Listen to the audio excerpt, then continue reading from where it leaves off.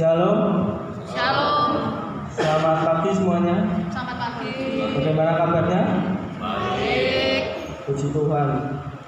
Baik, saya akan mengundang seluruh jemaat untuk bangkit berdiri. Kita akan awali ibadah kita memasuki saat berdoa.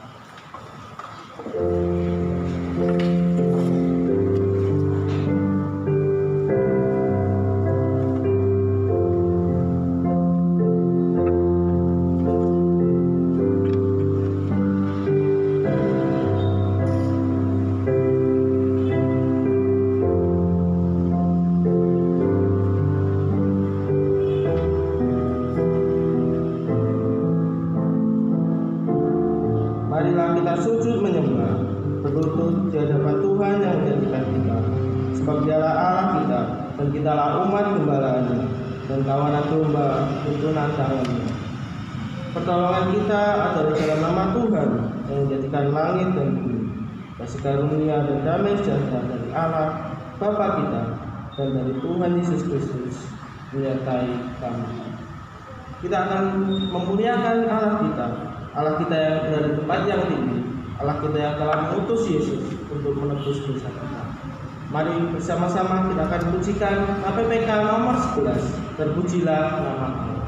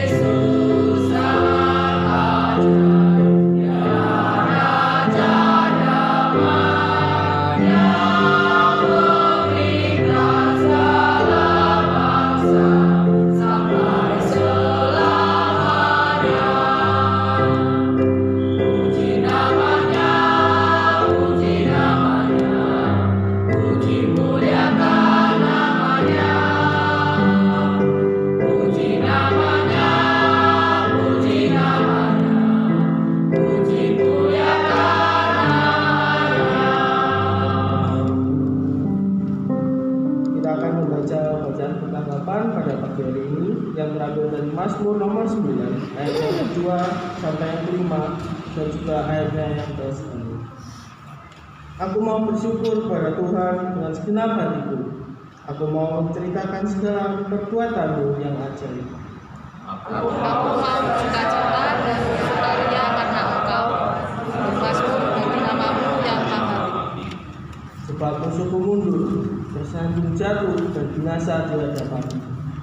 Sebab Engkau membela perkara-Mu dan aku, sebagai hakim yang adil, Engkau duduk di atas takhta. Bersama-sama, demikianlah Tuhan adalah tempat perlindungan bagi orang yang berdoa, tempat perlindungan pada waktu kesesakan. Mari kita berdoa. Ya Tuhan, terima kasih atas berkat-Mu, kasih karunia-Mu dan penyertaan-Mu ya Tuhan, Kau yang telah memberikan kesempatan kepada setiap kami ya Tuhan jemaat-Mu ini untuk ada dalam rumah-Mu pada pagi hari ini untuk beribadah kepada-Mu ya Tuhan. Kiranya Tuhan setiap kami yang terlibat dalam pelayanan ya Tuhan, setiap kami Jumat ya Tuhan, apa yang kami kerjakan dalam rumah-Mu ya Tuhan, sekiranya Tuhan semua untuk nama-Mu dan untuk kemuliaan-Mu ya Tuhan. Kami juga berdoa untuk jemaat kami yang masih dalam perjalanan, kiranya Kau menghantar ke rumah-Mu ya Tuhan dengan selamat. Juga kami berdoa untuk jemaat-Mu yang mungkin berhalangan dengan hadir atau mulai minum ya Tuhan, kiranya Tuhan yang untuk pintu mereka Tuhan tolong Tuhan sehingga ada kerinduan dari mereka dalam peribadatan yang bersama. Nama Tuhan Yesus kami sudah berdoa. Haleluya. Amin. Pada jemaat dipersilakan untuk duduk. Apa yang telah kita peroleh saat ini, yaitu keselamatan, penebusan, semuanya kita peroleh hanya karena kasih Tuhan. Kita yang tidak layak ini Tuhan layakkan. Kita yang tidak patut ini memperoleh karunia, kita dapat menjadi biji mata Tuhan. Oleh sebab itu, apakah kita yang tidak layak dan telah memperoleh keselamatan ini mau terus-terusan hidup dalam dosa, atau kita yang mau merefleksi diri kita, melihat kembali kasih karunia yang telah diberikan Tuhan kepada kita, sehingga kita dapat mengambil komitmen untuk menjauhkan hidup kita dari dosa. Kita akan merenungkan perbuatan kita dan juga kasih Tuhan. Kita akan ujikan KR 223, kasih setia.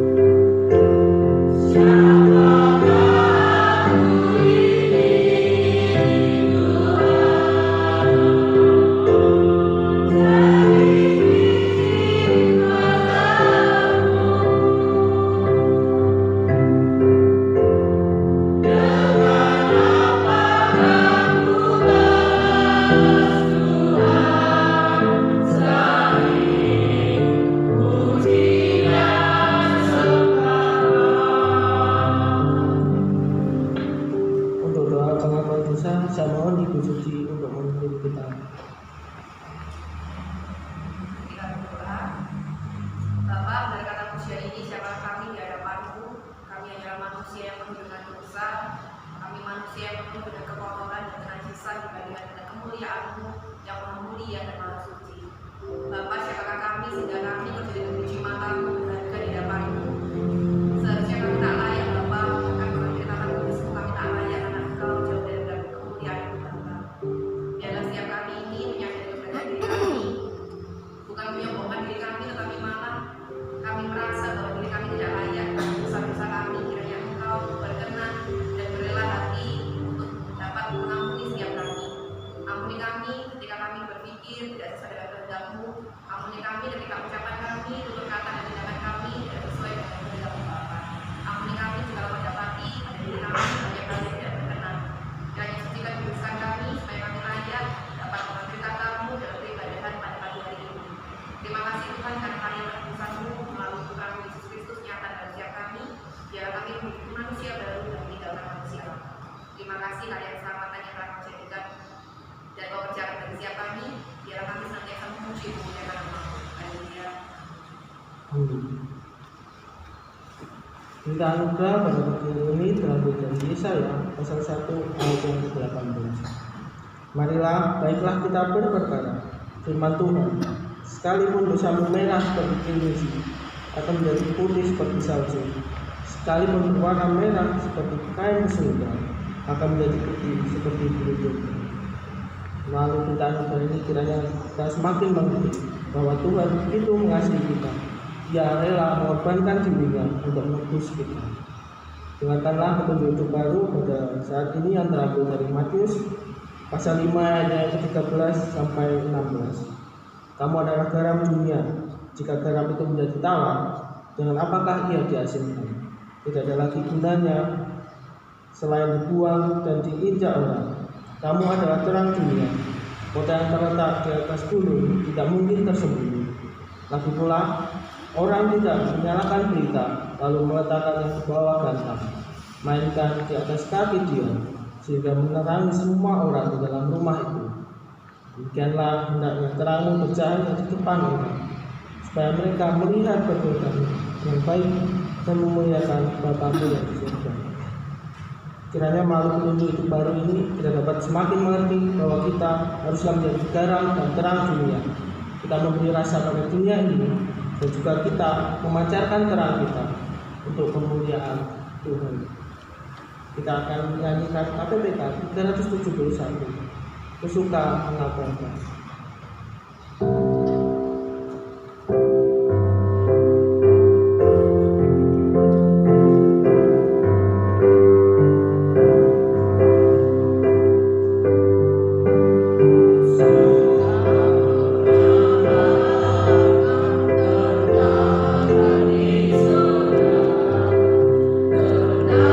Kasih Tuhan yang lebih baik.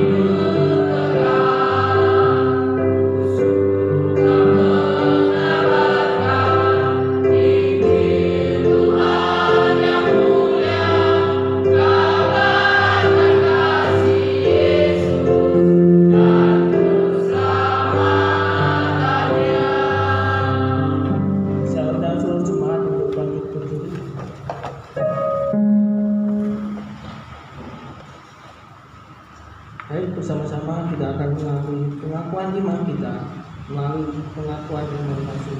Pengakuan iman Rasul. Aku percaya kepada Allah, Bapa yang Maha Kuasa, Bapa langit dan bumi, dan kepada Yesus Kristus, anaknya yang tunggal Tuhan kita, yang dikandung dari Roh Kudus, lahir dari anak Maria, yang menderita sengsara, di bawah pemerintahan Pontius Pilatus, disayat, mati dan dikuburkan, turun ke dalam kerajaan maut, pada hari yang ketiga, bangkit pula dari antara orang mati, naik ke surga, duduk sebelah kanan Allah, Bapa yang Maha Kuasa, dari sana Ia akan datang untuk menghakimi orang yang hidup dan yang mati. Aku percaya kepada Roh Kudus, Gereja yang kudus dan am, persekutuan orang kudus, pengampunan dosa, kebangkitan tubuh, dan hidup yang kekal. Amin. Baik, sebagai tugas kita selaku orang percaya, kita akan menaikkan doa syafaat dengan pokok doa, yaitu yang pertama kita akan berdoa untuk kegiatan sekolah Injil liburan yang akan dilaksanakan pada bulan Juni 2023. Yang kedua, kita juga berdoa untuk jemaat yang sedang sakit ataupun jemaat yang mungkin sedang berada di luar kota. Dan yang ketiga, kita berdoa untuk pemerintah kita, mulai dari yang terendah, dari tingkat RT, RW, kelurahan, kecamatan, hingga yang tertinggi. Dan juga kita berdoa untuk persiapan pemilu tahun 2024 yang saat ini sudah mulai kita rasakan ada gejolak-gejolak politik. Kita berdoa kiranya pemilu tahun 2024 dapat berlangsung dengan lancar. Mari kita berdoa bersama-sama.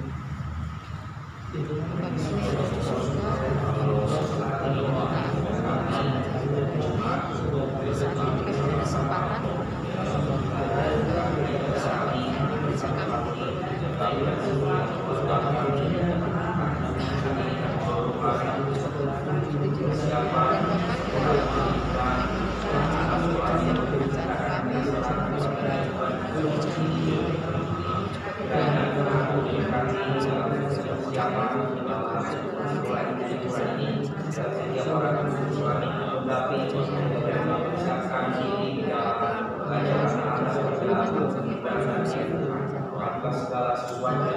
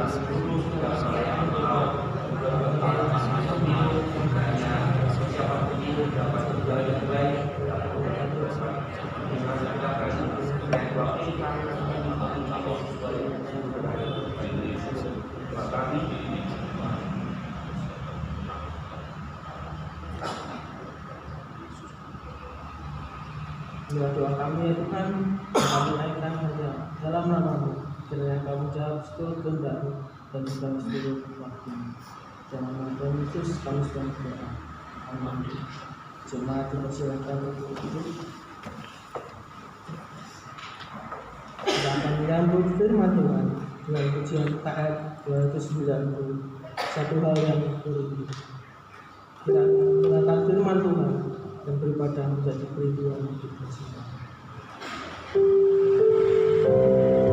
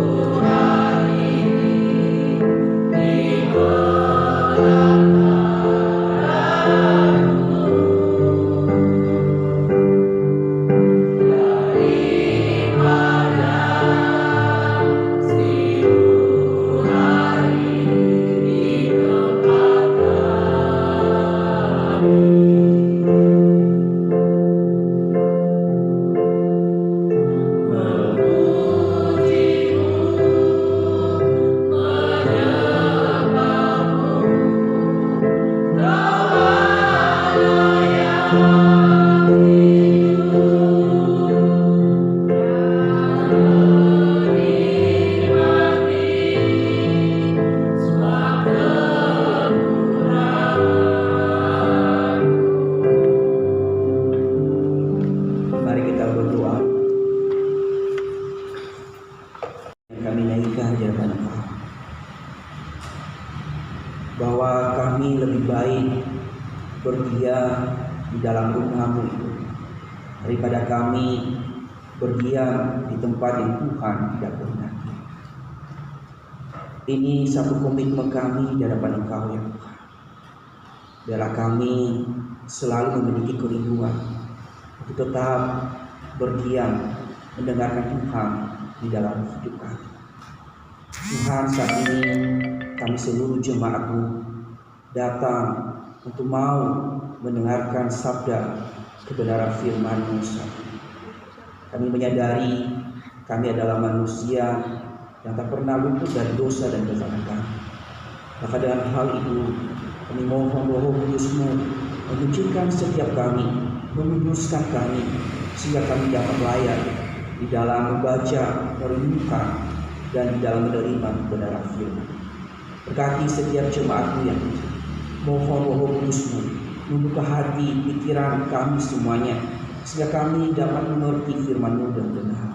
Berkati juga Tuhan untuk hamba-Mu yang terbatas di dalam menyampaikan firman ini. Mohon hikmat yang berasal dari Tuhan, sehingga hamba-Mu dapat menyampaikan firman ini sesuai seturut dengan kehendak-Nya. Kami serahkan untuk waktu pemberitaan firman ini dari awal pertengahan hingga akhirnya. Biarlah kuasa Tuhan, kehendak Tuhan yang jadi, janganlah kehendak kami. Inilah doa kami hanya di dalam nama Tuhan Yesus, Juru Selamat kami hidup. Kami telah berdoa dan mengucap syukur. Amin.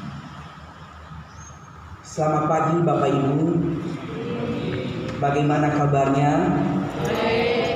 Puji Tuhan kalau baik ya. Kita bersyukur pemeliharaan Tuhan, penyertaan Tuhan dalam hidup kita selalu nyata, sehingga kita bisa ada, bisa hadir bersama-sama beribadah di tempat ini. Bapak Ibu, mari kita membuka Alkitab kita di dalam 1 Petrus pasalnya yang kedua, ayatnya ke-9 hingga ayatnya yang ke-10. Sekali lagi saya mengajak kita membuka Alkitab kita di dalam 1 Petrus pasalnya yang kedua, ayatnya ke-9 hingga ayatnya yang ke-10. Jika sudah ditemukan Bapak Ibu, mari kita baca firman Tuhan ini secara bersama-sama dengan pelan-pelan, tak usah berlomba-lomba, sehingga kita dapat mengerti, memahami makna firman Tuhan ini. Sekali lagi saya mengajak kita membuka Alkitab kita di dalam 1 Petrus pasal 2 ayat 9 hingga ayat yang 10. Mari kita baca secara bersama-sama dalam hitungan yang ketiga. 1, 2, 3. Tetapi kamulah bangsa yang terpilih, imamat yang rajani, bangsa yang kudus, umat kepunyaan Allah sendiri, supaya kamu memberitakan perbuatan-perbuatan yang besar dari Dia, yang telah memanggil kamu keluar dari kegelapan kepada terang-Nya yang ajaib. Kamu dahulu bukan umat Allah, tetapi yang sekarang telah menjadi umat-Nya, yang dahulu tidak dikasihani, tapi yang sekarang telah beroleh belas kasihan. Sekali lagi saya bacakan untuk kita semuanya Bapak Ibu. Tapi kamulah bangsa yang terpilih, imamat yang rajani, bangsa yang kudus, umat kepunyaan Allah sendiri, supaya kamu memberitakan perbuatan-perbuatan yang besar dari Dia, yang telah memanggil kamu keluar dari kegelapan kepada terang-Nya yang ajaib. Kamu yang dahulu bukan umat Allah, tetapi yang sekarang telah menjadi umat-Nya, yang dahulu tidak dikasihani, tetapi yang sekarang telah beroleh belas kasihan. Demikian jauh pembacaan kita hari ini, yang dikatakan adalah berbahagialah setiap kita yang membaca, merenungkan, terlebih yang melakukan firman Tuhan itu di dalam kehidupan setiap hari. Bapak, Ibu, saudara-saudariku, hari ini kita belajar kebenaran firman Tuhan dengan satu tema, yaitu gereja yang hidup. Kita berbicara tentang gereja yang hidup. Kalau kita melihat realita saat ini, Bapak Ibu, kalau kita melihat TV atau berita, ada banyak hal yang membuat gereja tidak bisa bertumbuh, tidak bisa berkembang. Gereja sejak zaman mula-mula di dalam perjanjian baru, gereja diperhadapkan berbagai macam tantangan. Hingga sampai saat ini juga gereja diperhadapkan dengan tantangan yang ada.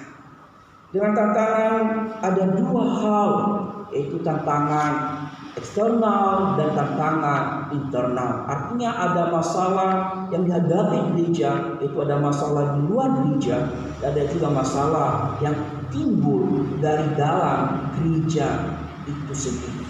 Nah, tentu masalah yang dihadapi atau masalah eksternal itu adalah salah satu, kalau kita melihat Bapak Ibu, adalah masalah tentang penutupan tempat ibadah. Ada juga pembubaran ibadah yang sedang berlangsung. Ada juga karena dipersulit di dalam mendirikan gereja yang secara fisik. Nah, masalah internal sering timbul ini juga menghambat gereja untuk bertumbuh, untuk berkembang, untuk menjadi sebuah gereja yang hidup. Yaitu masalah dari diri gereja itu sendiri. Mungkin antara jemaat dengan jemaat, antara pendeta dengan jemaat, antara majelis dengan majelis, dan juga antara seluruh jemaat dengan pemimpinnya yang ada di dalam. Inilah masalah internal gereja yang membuat gereja tidak bisa bertumbuh, tidak bisa berkembang. Dan ada satu hal yang di dalam masalah internal ini yang membuat gereja itu tidak hidup, yang membuat gereja itu tidak berkembang, adalah masalah dari diri orang-orang percaya Kristus. Inilah masalah yang akan kita bahas di dalam pembacaan kita hari ini. Jadi masalah yang paling fatal di dalam internal atau di dalam gereja itu sendiri adalah di dalam pembacaan kita hari ini kita melihat ada dua masalah yang tidak bisa disadari oleh gereja itu sendiri. Nah, Bapak Ibu saudara-saudariku, sebelum kita membahas tentang hal ini atau faktor yang membuat gereja tidak bisa hidup, tidak bisa bertumbuh di dalam pembacaan kita hari ini, perlu juga kita memahami apa itu arti gereja. Ya, apa itu arti gereja? Seringkali orang percaya memahami gereja itu adalah fokusnya pada bangunan, fokusnya pada gedung, fokusnya pada fisik yang dilihat secara kasat mata yang mungkin beruntung seperti ini, Bapak Ibu, kita berada di dalam rumah. Nah, inilah kesalahan orang-orang yang memahami tentang arti gereja. Nah, memang mungkin dan memang benar bahwa gereja itu bisa termasuk juga gedung atau fisik. Tapi apa arti gereja secara alkitabiah atau apa arti gereja menurut Alkitab? Memang benar kalau kita melihat Bapak Ibu, kalau kita melihat membuka kamus besar bahasa Indonesia, bahwa gereja itu adalah gereja yang secara gedung atau gereja yang secara fisik. Itu yang diartikan di dalam kamus besar bahasa Indonesia, tempat atau wadah di mana orang Kristen beribadah atau tempat orang Kristen berdoa, menaikkan pujian di hadapan Tuhan. Itu menurut kamus besar bahasa Indonesia, itu arti gereja. Tetapi menurut Alkitab berbeda. Menurut Alkitab dikatakan bahwa gereja itu adalah, kalau dalam bahasa Yunaninya adalah eklesia.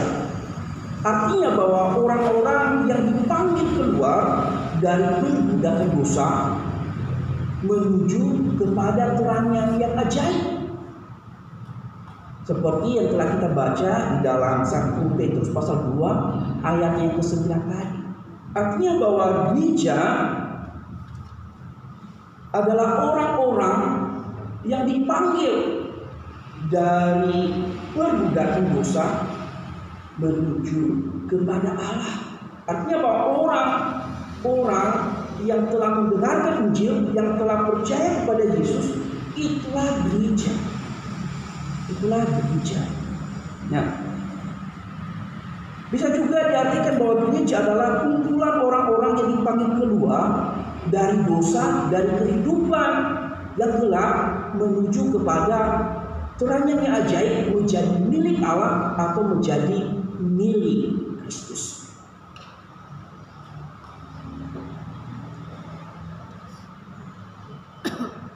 Jadi gereja adalah, kalau kita melihat, orang-orang atau mereka yang telah ditebus atau dibayar lunas dengan darah Kristus. Kalau kita melihat di dalam 1 Korintus pasal 6 ayatnya yang ke-20, gereja itu adalah orang-orang yang telah ditebus, yang telah dipanggil oleh Kristus dengan darahnya yang kudus. Itu arti gereja yang dikatakan oleh Rasul Paulus. Gereja yang dimaksud di sini adalah bukan gereja yang dikerjakan oleh tangan manusia, tetapi gereja yang dimaksud di sini adalah gereja yang dikerjakan oleh tangan Allah sendiri. Itulah gereja.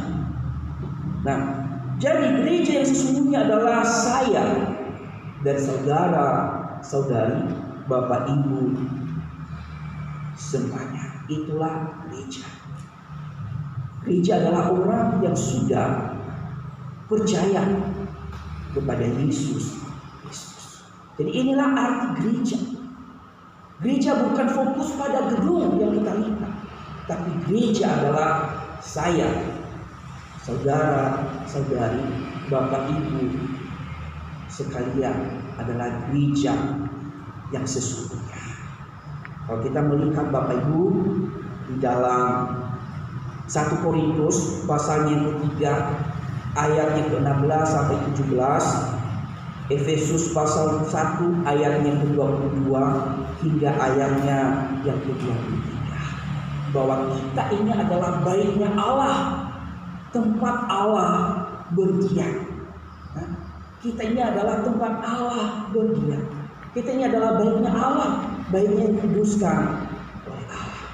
Jadi Bapak Ibu, gereja yang sesungguhnya adalah kita orang-orang percaya. Nah, itu arti gereja. Jadi gereja bukan hanya fokus pada gedung atau bangunan yang kita lihat. Gereja yang sesungguhnya adalah saya, Bapak Ibu, saudara-saudari yang telah percaya menerima Yesus Kristus di dalam kehidupan kita lepas pribadi. Di luar itu bukan gereja. Yang belum percaya bukan gereja.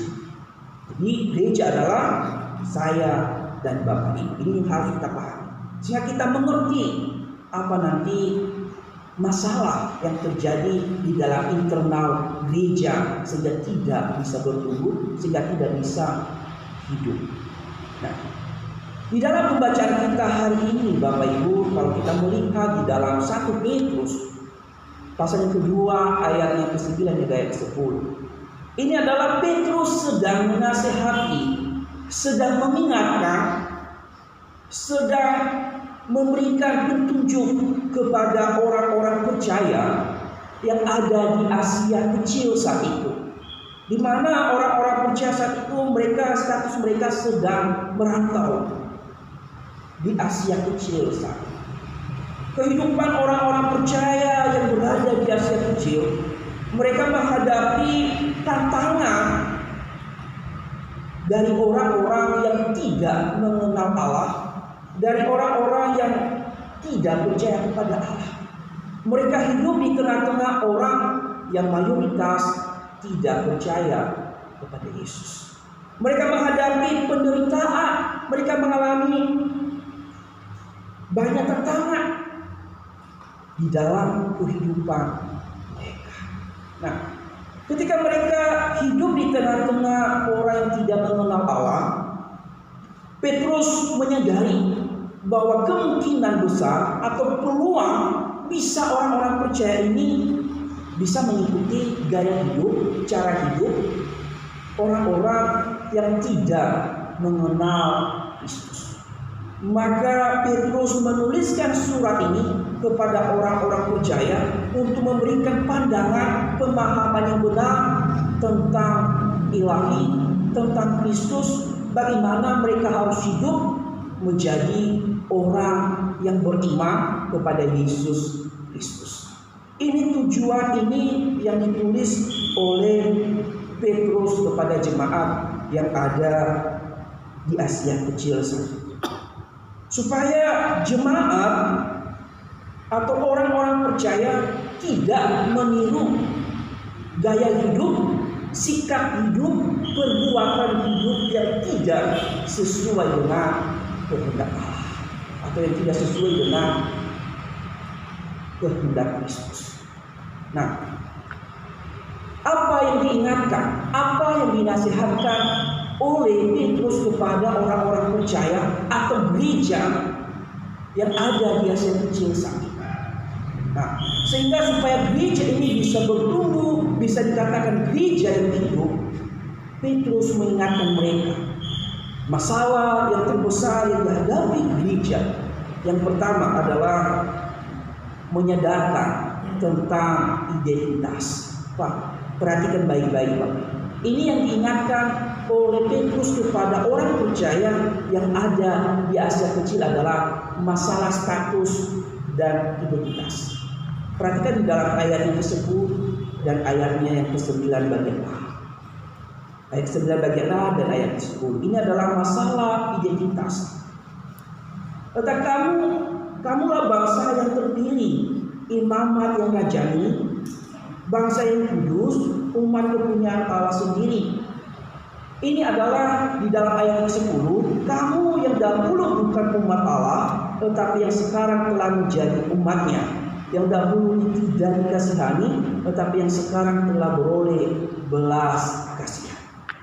Nasihat Petrus yang pertama kepada gereja yang ada di Asia Kecil adalah menyadarkan tentang identitas, status mereka yang sedang mereka sandang saat ini. Masalah status, Bapak Ibu, seringkali kita melupakan identitas kita. Seringkali kita lupa status kita sebagai orang percaya. Ketika aktivitas begitu padat, ketika kita sibuk dengan pekerjaan kita, ketika kita sedang di dalam pergaulan, ketika kita sedang di dalam suasana yang mungkin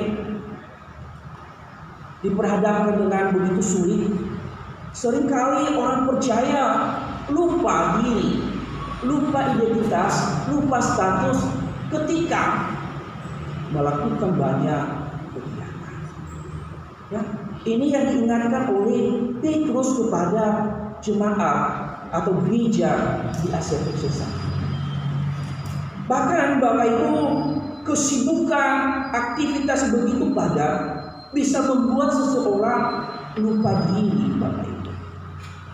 Contohnya, kalau banyak pekerjaan bisa lupa makan, tidak tahu waktunya makan karena terlalu sibuk mengejar target di dalam bekerja. Atau juga karena pemuda-pemudi yang hobinya main game online bisa lupa makan juga karena main game terus. Apalagi mengingat identitas sebagai orang percaya, apalagi mengingat identitas sebagai pengikut Kristus. Seringkali saya melihat Bapak Ibu pemuda yang sedang asing main game online, kebablasan ngomong, bisa kata makian keluar dari mulut karena game online, karena tidak sadar. Ketika banyak kesibukan membuat kita tidak menyadari diri bahwa saya ini adalah orang percaya. Status saya adalah orang Kristen. Status saya adalah milik Kristus. Sehingga kita bablas. Sama seperti orang yang tidak mengenal Allah. Nah, demikian juga Bapak Ibu yang sibuk dalam pekerjaan, terlalu padat, sibuk dalam usaha yang begitu padat, seringkali juga kita bablasan. Kita tidak mengingat status kita, mungkin juga di dalam pergaulan. Seringkali kita juga lupa bahwa diri kita ini adalah berbeda dengan orang-orang yang ada di sekitar kita. Terkadang kita juga ikut-ikutan di dalam mengikuti gaya hidup orang-orang yang ada di sekitar kita.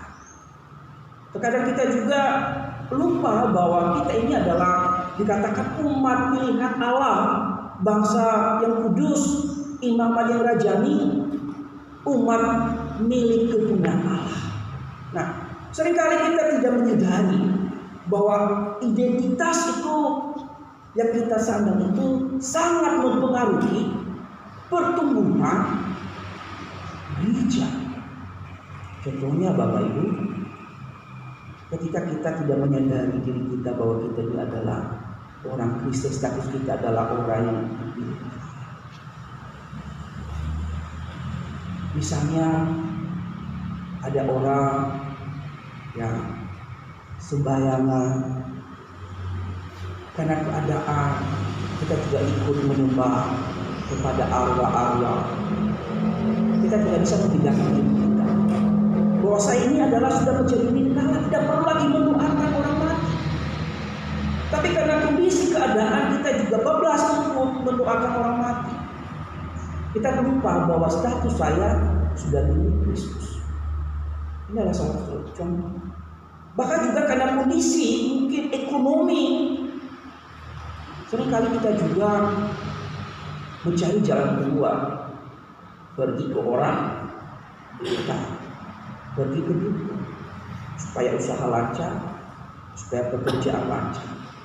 Ini juga kalau kita tidak sadar bahwa diri saya adalah orang Kristen, kita bisa bablasan. Sama seperti orang-orang di sekitar kita. Nah, ini yang harus kita pahami, ini yang harus disadarkan. Yang disadarkan oleh Petrus kepada jemaat atau orang-orang percaya yang kecil, karena mereka hidup di antara orang yang tidak mengenal Allah, pergaulan mereka adalah jauh tidak menyenangkan hati. Petrus menulis Rasul, sadar, jangan ikuti gaya hidup orang-orang yang tidak mengenal Allah. Kamu berbeda. Kamu adalah orang percaya. Kamu adalah umat pilihan Allah, bangsa yang rajani. Kamu sudah dikeluarkan dari gaya hidup mereka. Kamu sudah berbeda. Kamu sudah hidup di dalam terang yang ajaib. Kamu tidak boleh meniru gaya hidup orang seperti itu. Nah, dengan hal ini ketika mereka sadar, mereka tidak mengikuti gaya hidup yang seperti itu. Nah, inilah yang menjadi masalah di dalam pertumbuhan gereja, di mana ada banyak orang Kristen saat ini tidak menyadari bahwa statusnya, identitasnya adalah sudah menjadi milik kepunyaan Allah. Tetapi gaya hidupnya masih tetap sama dengan gaya hidup yang masih hidup yang tidak mengenal Allah. Inilah yang membuat gereja tidak bisa bertumbuh, karena hanya status yang disandang tetapi gaya hidupnya tidak berubah. Bapak Ibu, ini yang harus kita sadari di dalam hati. Ketika kita sudah mengatakan saya adalah orang percaya, saya sudah menyandang status sebagai orang yang sudah dipilih oleh Allah, tidak lagi hidup di dalam dosa, tidak lagi hidup di dalam kegelapan. Saya telah dipanggil hidup di dalam kekudusan, hidup melakukan kehendak Allah. Kita harus melakukan semua. Tapi seringkali kita tidak sadar saya adalah milik Tuhan. Seringkali kita terlena, terpesona dengan gaya dunia yang ada sekitar kita.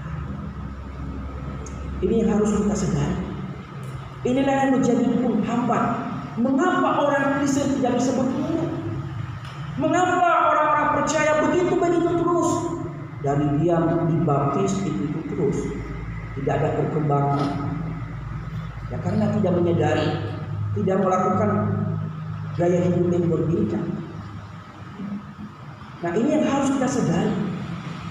Ketika kita tidak menyadari hal ini, perilaku kita setiap hari menjadi batu sandungan bagi orang yang belum percaya. Kalau mereka melihat, gaya hidupnya seperti katanya orang Kristen, tapi perilakunya seperti ini. Katanya orang Kristen kok seperti ini. Ya udah, lebih baik saya tidak menjadi orang Kristen daripada seperti orang. Itu yang menghambat, menghalangi gereja kita bisa. Itu masalah internal, masalah pribadi, masalah ketidaksadaran bahwa status saya adalah sudah menjadi orang Kristen. Inilah yang ditegur oleh Petrus, yang diingatkan oleh Petrus kepada jemaat yang ada di Asia.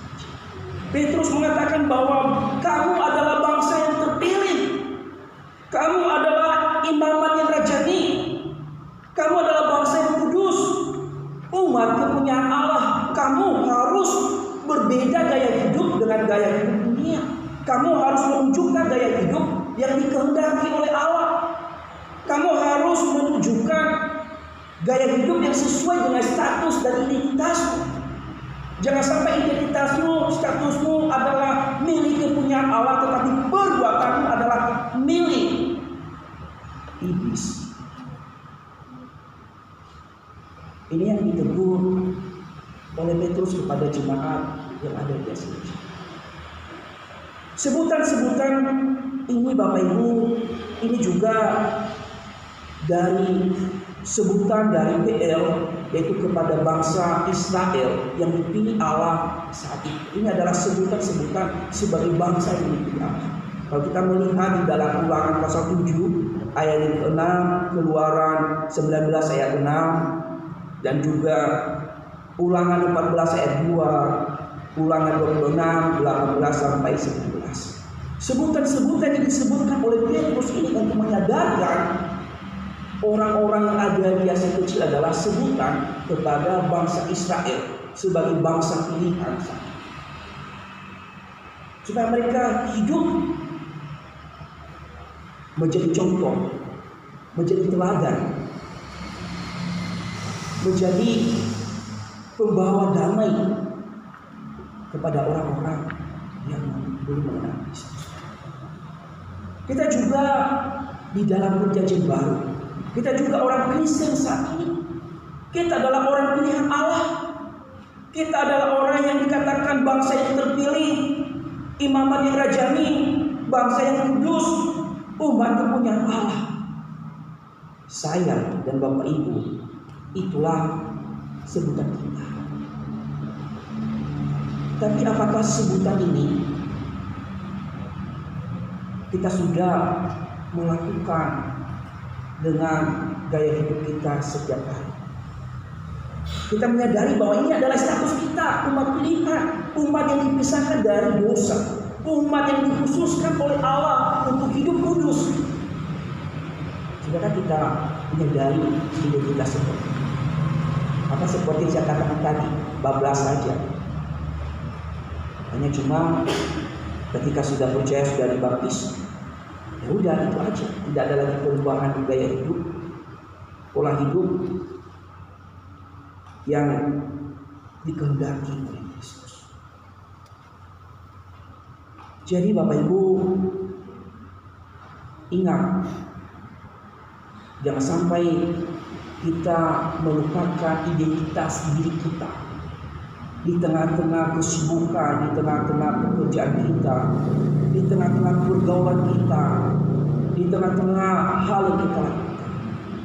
Kita harus mengingat, saya adalah orang Kristen, saya adalah bangsa yang terpilih, saya adalah umat kepunyaan Allah, saya adalah bangsa yang kudus, saya adalah milik kepunyaan Allah. Saya harus bersikap, saya harus berbuat seperti identitas saya, seperti status saya, yaitu menyenangkan hati Tuhan. Seringkali kita di dalam kehidupan bertolak belakang dengan status kita. Seringkali kita di dalam menjalani kehidupan ini lupa bahwa diri kita adalah orang percaya. Inilah yang ditegaskan oleh Petrus. Kita sama juga hidup di tengah-tengah yang mayoritas yang tidak mengenal Allah. Orang percaya juga waktu itu hidup di tengah-tengah yang mayoritas tidak mengenal Allah. Kalau Petrus menegur mereka saat itu, Petrus juga menegur kita saat ini. Tunjukkan gaya hidup yang berbeda dengan orang dunia. Jangan meniru gaya hidup dunia, tapi kita harus menjadi pembawa pengaruh kepada dunia.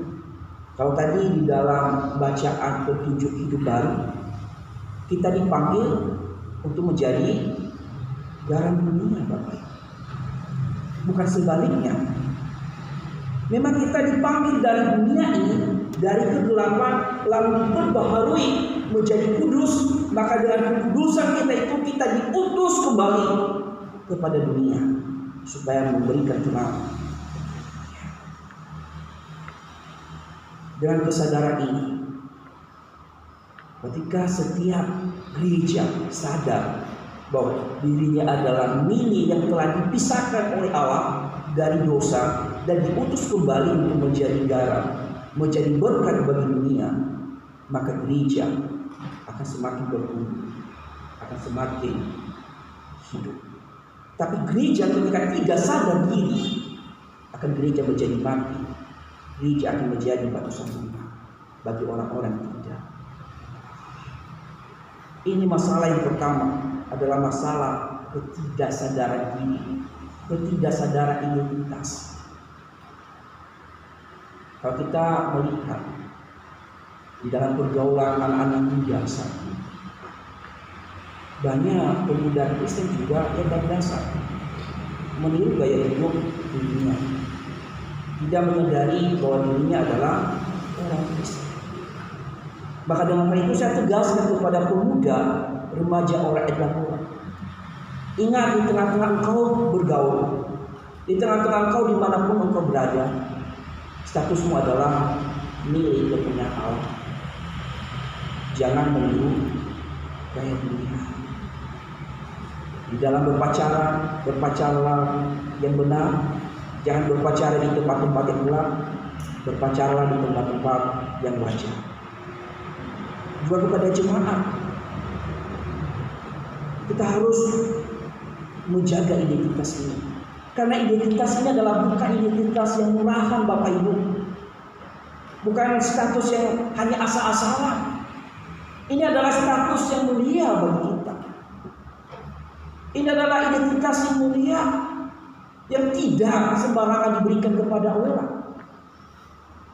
Bukan juga karena kita memiliki kehebatan, memiliki sesuatu, bukan. Ingat, kita dipilih karena kasih karunia Allah. Kita dipilih bukan karena kita hebat, karena ada sesuatu dari diri kita. Maka kita dengan pilihan itu kita harus menghargai, menjaga status itu. Jangan sampai kita sudah diberikan status yang berharga, lalu kita menganggap murah, lalu merendahkan Allah dengan status yang kita miliki. Harusnya kita jaga, Bapak. Ini adalah anugerah. Jadi masalah di dalam gereja adalah karena ketidaksadaran bahwa dirinya adalah milik. Banyak gereja yang masih hidup meniru gaya dunia sehingga menjadi batu sandungan bagi orang yang ingin percaya kepada Yesus Kristus. Pertanyaannya bagi kita, sudahkah kita menyadari bahwa diri kita, status kita adalah milik Allah? Sudahkah kita memiliki gaya hidup yang berbeda dengan gaya hidup dunia saja? Ataukah kita tidak ada perbedaan dengan dunia? Di dalam bekerja, di dalam berkata-kata, sama dengan perkataan dunia.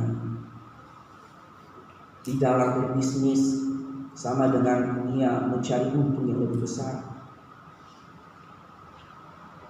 Di dalam bergaul, sama dengan dunia bebas sebebas-bebasnya.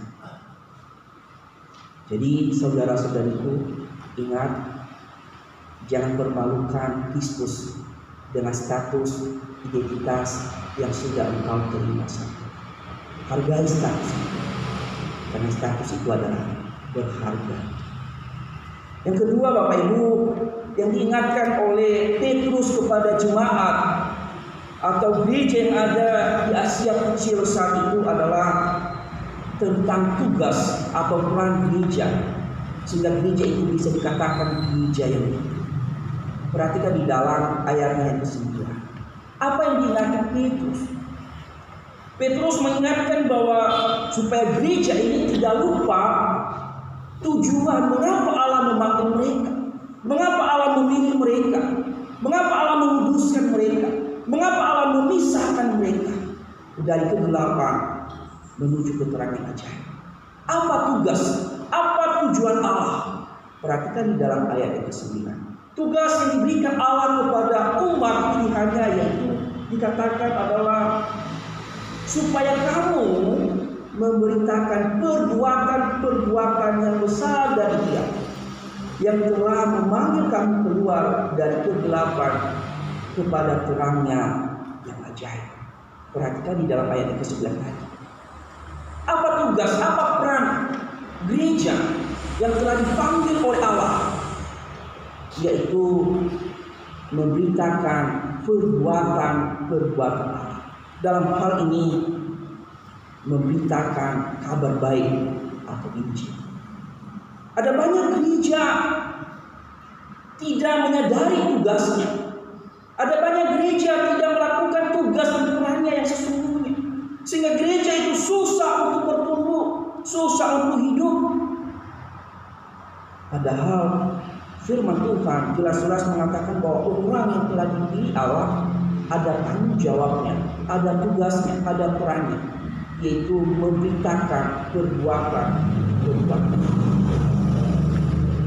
Petrus mengingatkan jemaat atau gereja-gereja yang ada di Asia Kecil untuk memberitakan perbuatan-perbuatan Allah, memberitakan kabar baik, memberitakan Injil.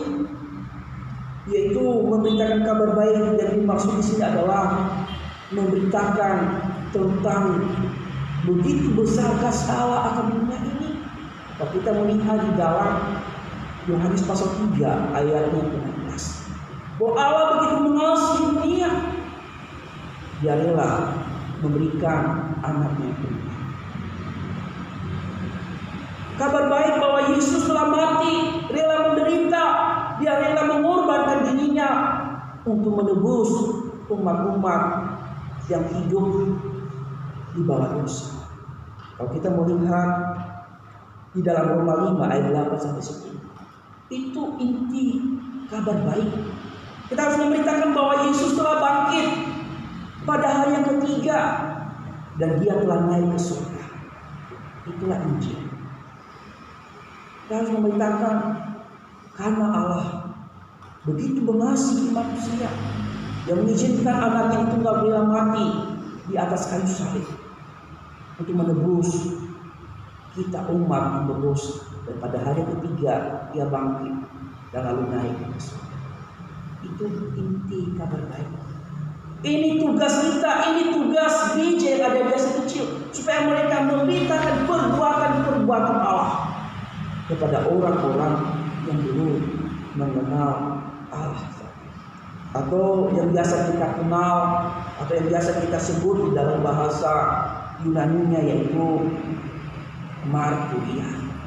Tugas gereja adalah marturia.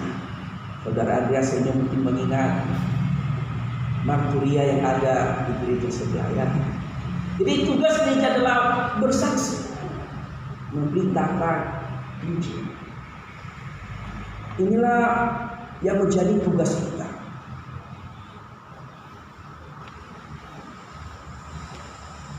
Yesus Kristus juga menegaskan kepada para muridnya bahwa tugas kita sebagai murid Kristus adalah pergi memberitakan Injil, pergi untuk menyampaikan Injil dari Yerusalem sampai ke ujung bumi. Kalau kita melihat Bapak Ibu di dalam Kisah Para Rasul pasal 1 ayat yang ke-8, Matius 28 ayatnya yang ke-18 sampai 20, Matius pasal 16 ayatnya yang ke-15. Markus pasal 16 ayat 15. Di situ ada perintah bahwa setiap kita yang telah dipanggil, yang telah menjadi murid Kristus, kita harus memberitakan Injil. Itu tugas orang kita sebagai orang yang telah dipilih oleh Allah. Yang kedua adalah tugas dan peran kita sebagai orang percaya adalah bersekutu atau menyediakan wadah atau gereja tempat kita untuk bersekutu. Yang dikatakan adalah koinonia, Bapak. Itu tugas gereja. Yang pertama tadi marturia, bersaksi. Yang kedua adalah koinonia, bersekutu. Gereja harus bersekutu. Gereja harus menyediakan wadah atau tempat untuk bersekutu. Itu tugas gereja. Dipanggil setelah kita bersaksi, kita memenangkan jiwa. Lalu tugas kita, kalau kita sudah mempunyai jiwa, kita perlu bersekutu. Kita menyediakan wadah, tempat untuk bersekutu. Itu tugas kita. Nah, sesuai dengan keadaan kita saat ini, Gengkri Rocky Hidup masih belum memiliki wadah, tempat untuk bersekutu. Maka tugas kita adalah sebagai gereja, kita harus bergandengan tangan untuk menyediakan wadah, tempat di mana kita untuk bersekutu. Hal ini bukan tugas hanya hamba Tuhan, bukan hanya dipikirkan oleh majelis. Ingat tadi, kita ini berbicara tentang gereja. Saya dan Bapak Ibu, saudara-saudari adalah gereja. Tugas kita adalah menyediakan wadah untuk bersekutu. Gereja Rocky Hidup belum mempunyai wadah untuk bersekutu.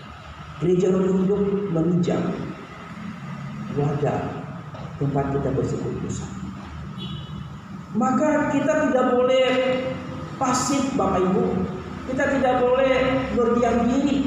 Kita tidak boleh menunggu satu sama lain. Tugas saya dan Bapak Ibu adalah bersekutu, menyediakan tempat untuk bersekutu.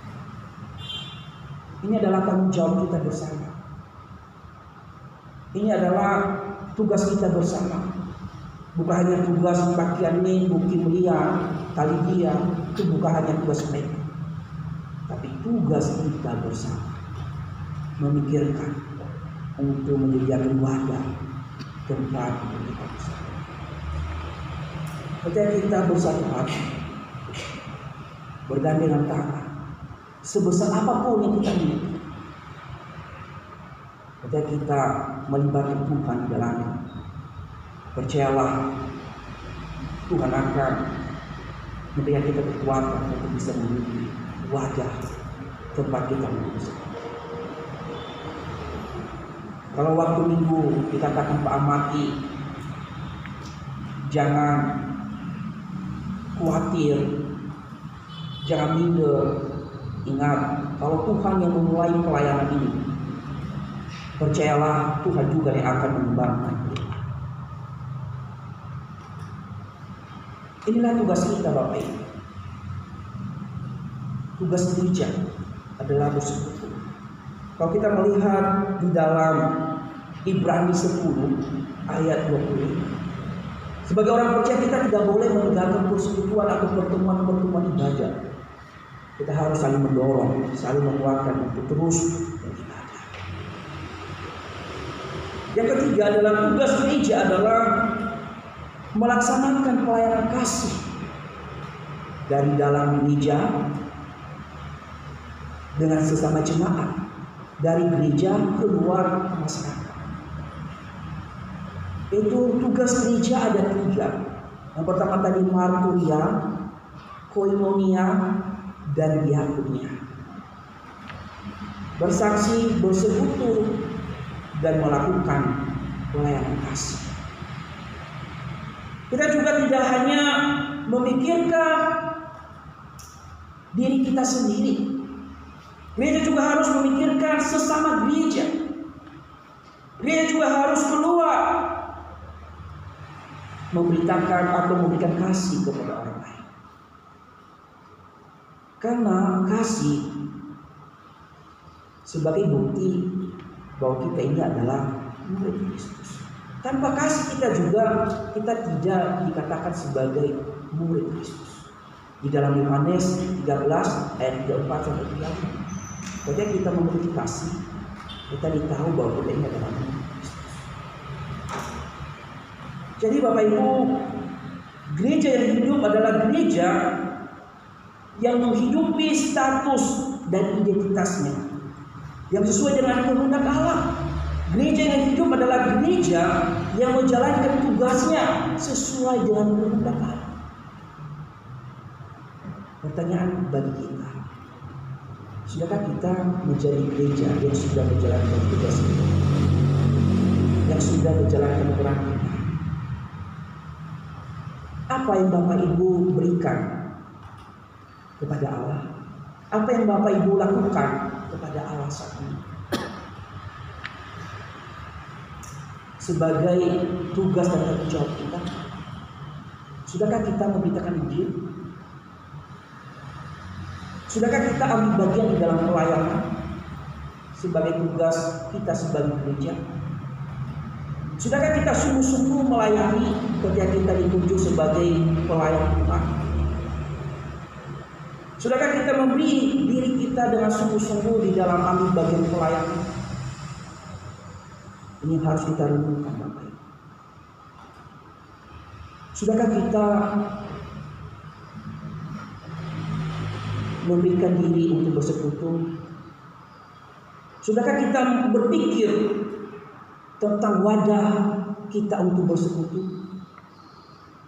Sudahkah kita menunjukkan kasih kita di antara sesama gereja dengan gereja? Sudahkah kita menunjukkan kasih kita kepada orang-orang di sekitar kita? Petrus mengatakan, sebagai gereja yang hidup harus menyadari identitasnya, harus melakukan tugasnya sebagai gereja. Gereja yang tidak menyadari identitas, yang tidak memiliki gaya hidup yang sesuai dengan statusnya, gereja yang tidak menjalankan perannya adalah gereja yang mati, sekalipun kelihatan hidup. Sama seperti firman Tuhan di dalam Wahyu tentang jemaat Sardis. Sekalipun kelihatan hidup, tapi kata firman Tuhan, mereka adalah gereja yang mati. Gereja yang secara gedung, gereja yang secara fisik bisa berkembang karena ada gereja yang hidup di dalamnya. Gereja yang secara gedung bisa berkembang atau bisa kelihatan berdiri karena ada gereja yang hidup di dalamnya. Ketika tidak ada gereja yang hidup di dalamnya, maka gereja yang secara gedung tidak akan pernah berada. Jadi Bapak Ibu, marilah setiap kita menjadi gereja yang hidup. Jangan menjadi gereja yang mati. Jangan menjadi gereja yang pasif. Di dalam pelayanan di roti hidup Ada begitu banyak pelayanan yang harus kita kerjakan. Mari kita melibatkan diri. Mari kita memberikan diri untuk ambil bagian dalam pelayanan. Baik di dalam pelayanan ibadah minggu, baik di dalam pelayanan apapun. Terlebih di dalam mewujudkan wadah untuk kita bisa beribadah. Jangan kita hanya menunggu itu aja yang penting dilaksanakan. Ingat Bapak Ibu, hidup ini adalah kesempatan untuk kita melakukan sesuatu untuk kita. Ketika kita sudah tua atau tidak bisa berbuat apa-apa, kita tidak bisa melakukan sesuatu. Selagi kita masih ada kesempatan, selagi kita masih ada waktu, marilah berikan waktu, berikan diri kita untuk ambil bagian pelayanan. Lihat pelayanan yang masih belum ada orang di dalam bagiannya, misalnya dalam musik. Kalau tadi musik kita masih sederhana, coba kita yang mungkin sudah ada talenta mendaftar untuk menjadi pemain musik. Yang mungkin ada talenta bisa memimpin pujian, coba berikan diri waktu untuk melayani. Mungkin juga di dalam mendampingi pemuda remaja, sekalipun kita sudah tua, sekalipun juga kita masih mungkin bapak-bapak begitu, kalau kita melihat pemuda remaja kurang, masih ada kekurangan, kita dampingi. Itu semua pelayanan. Mungkin juga di dalam kunjungan, mungkin karena kami hamba Tuhan atau majelis kurang mengunjungi Bapak Ibu. Kalau ada Bapak Ibu yang mungkin ada waktunya, mari bersama-sama berkunjung kepada jemaat kita yang mungkin belum hadir beribadah. Mari kita ambil bagian Bapak Ibu. Saya mengutip kata John Stott berkata begini, gereja yang bertumbuh dan gereja yang hidup ketika warga jemaat turut terlibat dengan penuh antusias atau proaktif di dalamnya. Ini adalah kata John Stott. Gereja yang hidup atau gereja bertumbuh ketika warga jemaatnya terlibat penuh dengan antusias atau proaktif. Tanpa jemaat proaktif, tanpa jemaat antusias, gereja tidak akan pernah bertumbuh. Apa daya seorang hamba Tuhan kalau seorang diri? Apa daya majelis yang hanya cuma 3 orang kalau tidak ada warga jemaat yang antusias untuk mendukung pelayanan? Jadi Bapak Ibu, ingat tadi kata John Stott berkata, gereja bertumbuh dan hidup ketika warga jemaat turut terlibat dengan penuh antusias atau proaktif di dalamnya. Mari kita proaktif, antusias di dalam ambil bagian pelayanan. Amin untuk firman Tuhan. Minta Bapak kami menuntut kita.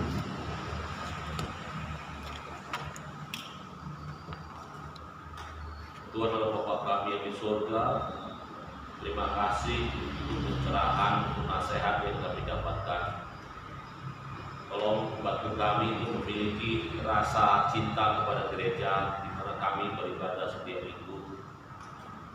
Tolong beri kami rasa untuk boleh simpati dan empati kepada sesama jemaat, saling memperhatikan satu dengan lainnya. Tolong beri kami rasa antusias untuk mau membangun gereja, membangun roti hidup gereja tempat kami boleh beribadah. Biarlah kami boleh memperhatikan satu dengan lainnya. Tolong ya Bapak, jangan biarkan kami sibuk dengan kegiatan kami masing-masing. Jangan sampai kami bingung dengan kegiatan kami, masalah yang kami hadapi. Kami boleh tetap bersandar. Tuhanlah sumber segala jalan keluar dan sumber segala berkat yang kami perlukan. Jangan sampai kami mengandalkan diri sendiri dan kami melupakan Tuhan. Tolong ya Bapak, mohon kasih sayang selalu mengingatkan kami. Dalam nama Yesus kami berdoa. Amin. saya kembalikan kepada pemimpin.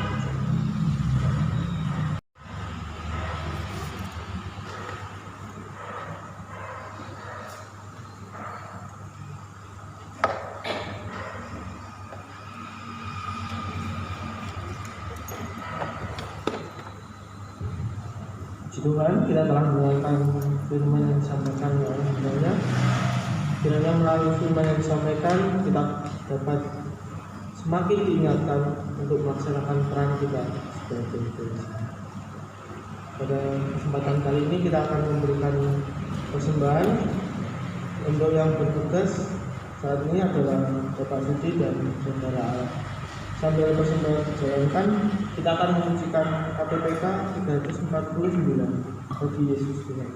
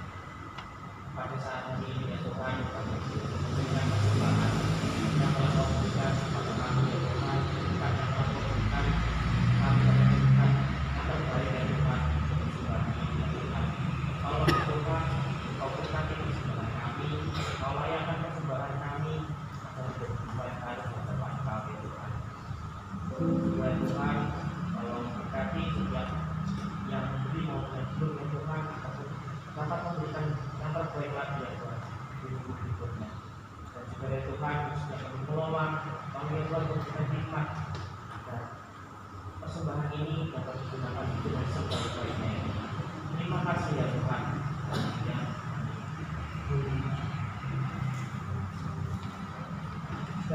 Saya akan membacakan mata untuk minggu ini. Untuk penata layanan pada minggu 7 Mei 2023 untuk kebagian di pusat pada pukul 9 pagi. Khotbah dilayani oleh Evangelis Afidus, untuk Kosbusio, musik Saudari Mimi, dengan vokal Ibu Dian dan Saudari Mika, kolektor Saudari Elia dan Ibu Christine, untuk penyambut Saudara Wisnu dan Saudari Dewi. untuk ibadah Jurujoyo, khotbah Evangelis Averius di Gereja Puji Suci, musik oleh Evangelis Averius, jadi vokal Ibu Susanti, rektor Bapak Gatot, dan penyambut dirikan. Untuk ibadah sekolah minggu akan dilaksanakan setelah ibadah selesai, dan juga untuk minggu depan tanggal 7 Mei persembahan diadakan 2 kali untuk kas pembangunan dan juga kas iman. Lalu untuk ibadah wanita perjuangan iman dilaksanakan pada hari Rabu tanggal 3 Mei pukul 5 sore bertempat di Jalan Ciliwung nomor 62 untuk renungan oleh Evangelis Averius dan Petrus di Muslimati. Diharapkan pada kaum wanita untuk dapat hadir beribadah pada pertemuan wanita.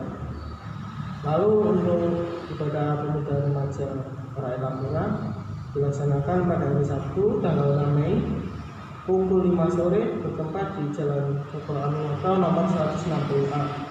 Untuk renungan oleh Saudari Nona, itu Saudara Wisnu, dan musik Saudara Alam. Seluruh jemaat mengucapkan selamat ulang tahun kepada Bapak Beni yang berulang tahun tanggal 24 dan Saudara Andreas pada tanggal 26. Kiranya Tuhan Yesus memberkati. Kami juga mengucapkan selamat datang bagi jemaat Tuhan yang mungkin baru pertama kali beribadah bersama kita. Apakah mungkin ada? Silakan berdiri. Ya, kelihatannya belum ada. Kiranya kita sebagai gereja dapat melaksanakan tugas kita untuk memberitakan firman Tuhan sehingga semakin banyak jiwa-jiwa yang bergabung beribadah di tempat ini.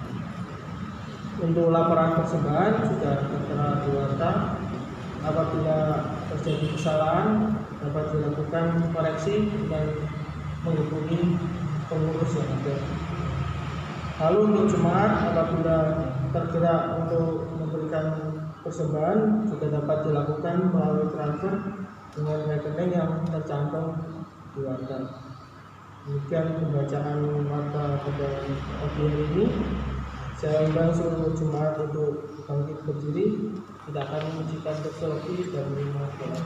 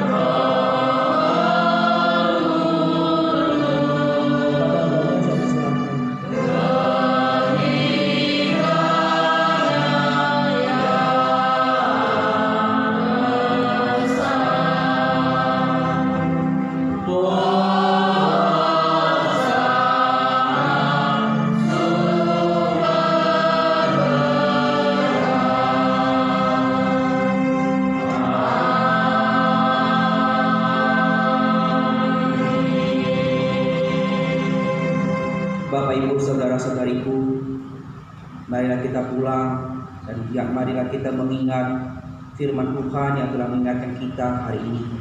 Marilah kita menunjukkan gaya hidup yang berbeda dengan dunia dan menunjukkan cara hidup yang benar sesuai seluruh dengan kehendak Tuhan. Mari juga kita menjadi gereja yang hidup, yang menjalankan tugas dan peran kita di dalam yang dikehendaki oleh Tuhan. Marilah kita pulang, marilah kita menerima berkat yang berasal dari Tuhan. Tuhan memberkati kita dan melindungi kita. Tuhan menyinari kita dengan wajah-Nya dan beri kita kasih karunia.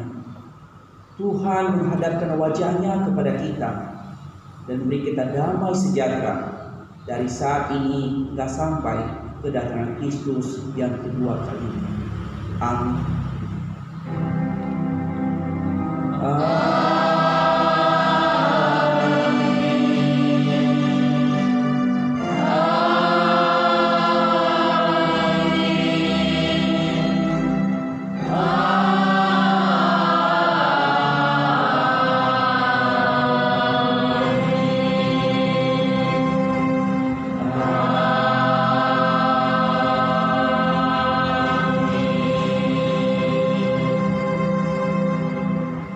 Ibadah selesai, saat ini bersilakan.